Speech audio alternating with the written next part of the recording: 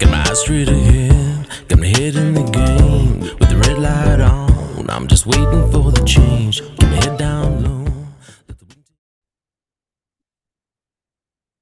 Sex and culture. I wouldn't normally start a podcast off with this phrase, but I've been doing some research into J.D. Unwin.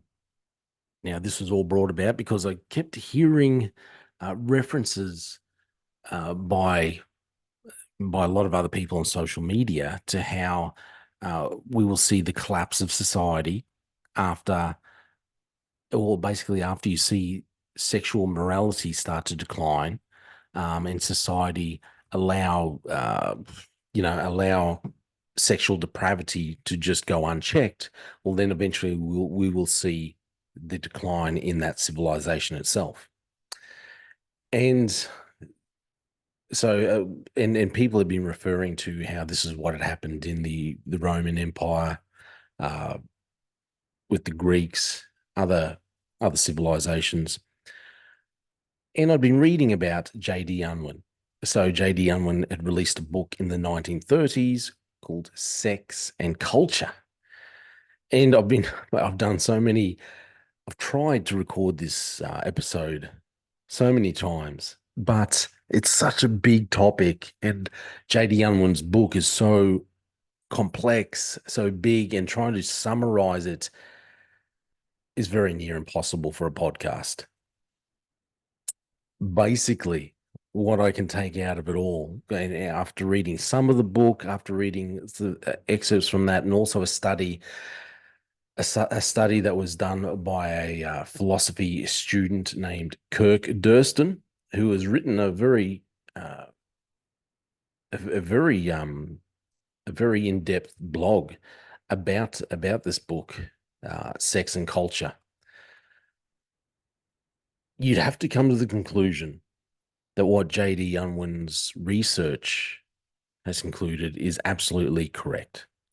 So he'd done a research into, I think it's 86 different cultures throughout the history of this world, and come to the same conclusion that every time the same monotonous repetition is occurring, basically these cultures all reach a pinnacle. They'll all have some kind of sexual revolution, and then within 3 generations, they will see the collapse of their culture, and they'll be, uh, either completely decayed, collapsed from within. They'll be taken over by another culture, another more energetic culture.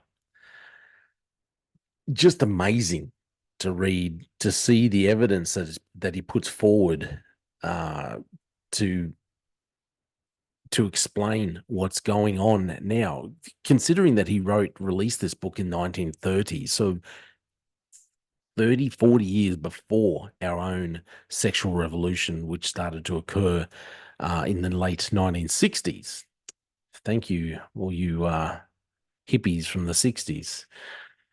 So, and then there's another book that came out, Mary Ebersted's Primal Screams: How the Sexual Revolution Created Identity Politics.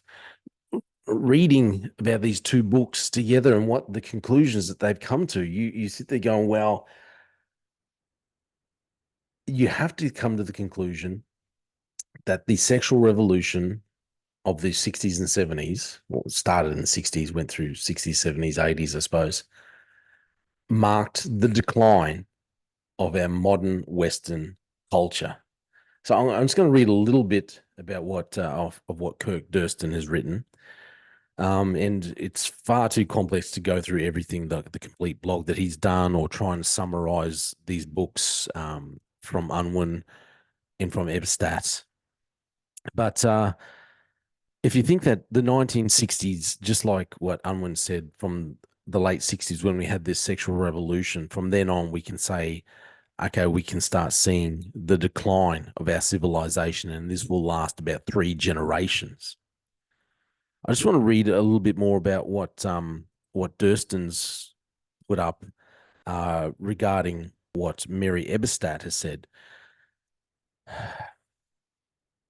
So, Mary Eberstadt's recent research into mass killings The substantial rise in mental health issues, including depression and the explosion of identity politics, is a primal scream due to the loss of identity that was once provided by growing up in a long term, immediate family with siblings and a sizable group of cousins, aunts, and uncles, all of which provided identity essentially for well being. Ebestat shows and documents from various studies that this decimation of the family was a direct consequence of the sexual revolution at the end of the 20th century. Her research indicates that increased sexual freedom led to the decimation of the family, which resulted in the loss of family identity, which produces Eberstat's primal screams. A massive increase in mental health issues. Is that not today? Mass killings. How often do we see that? And the rise of extreme identity groups at war with each other, all symptoms of a society rapidly spiraling into collapse, which all this seems to go and support Unwin's book, which was written in the 1930s, saying, hey, when we see societies have, a sexual revolution, you can give them basically 3 generations and you'll see the total collapse of that civilization. This appears to have greater explanatory power than Unwin's psychological suggestion, although the two may actually be closely related, given what Eberstadt shows. Both Unwin, J.D. Unwin, in his book Sex and Culture, and Eberstadt provide substantial evidence that a sexual revolution has long-term devastating consequences for culture and civilization. As Unwin states, the history of these societies consists of a series of monotonous repetitions. Remember, he studied 86 different cultures and how they collapsed. And it appears that our civilization is following the same well-traveled road to collapse. And then to summarize a little bit more of what J.D. Unwin said, basically saying that a loosening of sexual constraints probably does not occur in 1 year or even 1 decade. In our case, one could argue that the sexual revolution began in the late 1960s, lasted throughout the 70s and possibly into the 80s.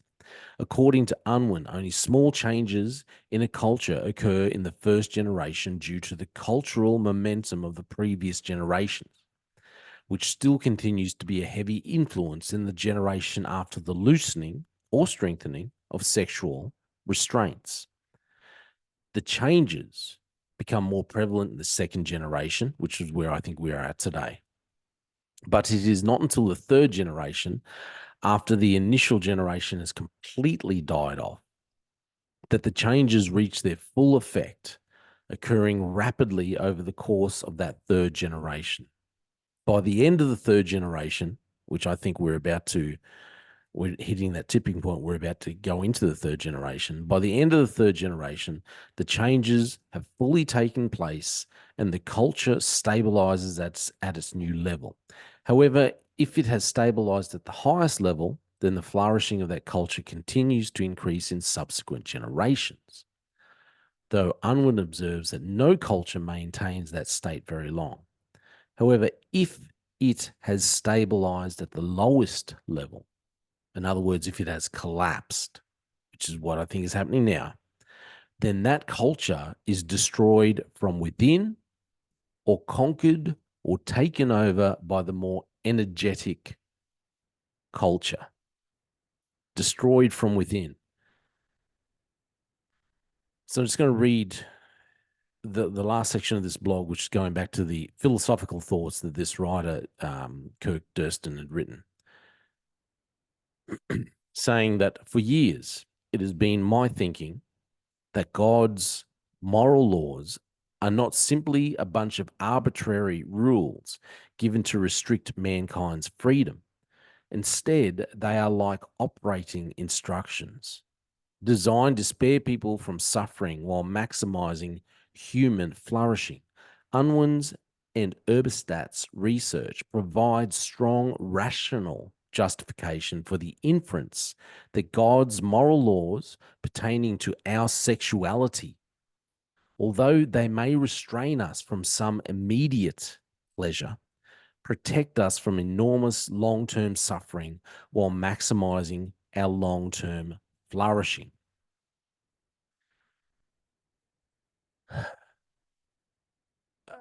Look, reading these studies, reading the summary of these studies about from Unwin and Eberstadt, the sexual revolution and also the feminist movement, I think, from the 60s and 70s, 80s, whatever, it has devastated our society, our culture, and we can see the degradation of our civilization and how it is being eaten from within. We see reasoning completely going out the door, a culture that doesn't just deny God, it just doesn't even have anything to do with God because it just doesn't have time to even consider that there is possibly a God. Just completely non-religious. There's just it's not even about being an atheist because they haven't even put in enough thought to being an atheist. I mean, an atheist at least considers both arguments and considers God and considers things, has a thought process. Our modern generation now doesn't consider anything. They're just too worried about themselves, too self-centered, which is the conclusion that Unwin comes to. One of the states of societies that just I think it's the Zoist culture, this culture that just looks within, that just cares about themselves, that don't care about anyone else.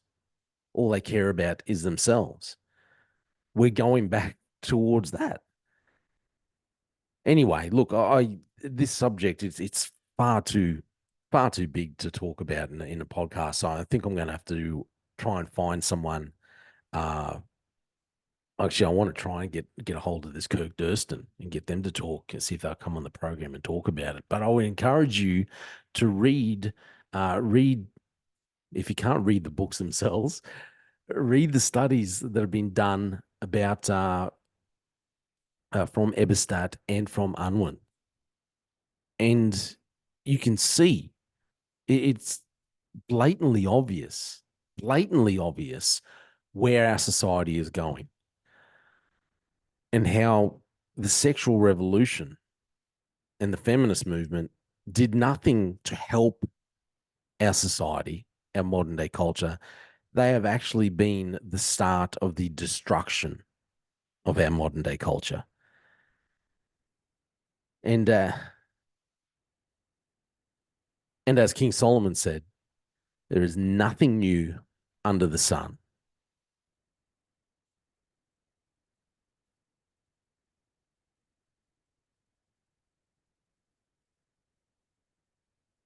And as this writer says, that God's moral laws pertaining to our sexuality, although they might restrain us from some immediate pleasure, ultimately they've been put in place to protect us from enormous long-term suffering while maximizing our long-term flourishing. Anyway, I'd encourage you to look it up for yourself. I'll put the links in there for you to check it out for yourself. It's my opinion. I'm Jay Fallon. Thanks for listening to The Slippery Slope. They just fuel the desire that will take me higher. I'm on fire because nothing's gonna